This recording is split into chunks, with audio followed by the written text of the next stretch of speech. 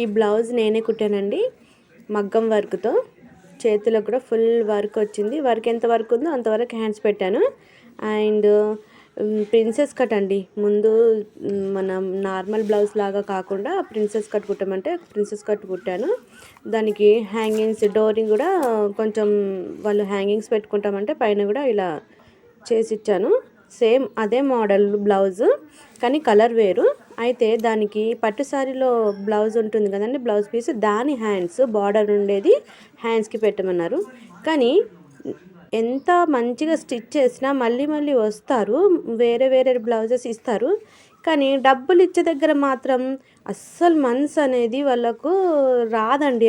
నేను ఇంత స్టిచ్ చేసిన తర్వాత కూడా పైపింగ్ ఫ్రీగానే వేశాను. డోరీస్ కూడా డిజైన్ డోరీస్ పెట్టాను నేను. దానికి 300 అడిగానండి నేను, అంతే. ప్రిన్సెస్ కట్ మోడల్ 300 అడిగితే, పైగా ఇంత వర్క్ ఎంత స్ట్రెయిన్ అవుతుందని, ఎంత టైం పడుతుంది మనకు. ఇదిగో చూసారా, డోరీస్ కూడా ఇంత చేసిన తర్వాత కూడా జస్ట్ 300 ఇవ్వడానికి, అబ్బా వాళ్ళ ప్రాణాలు పోతున్నాయంటే నమ్మండి. దీనికి 300 ఇవ్వడానికి కూడా మనసు ఒప్పకపోతే అసలు చేసిన కష్టం ఎంత వృధా అయిపోతుంది.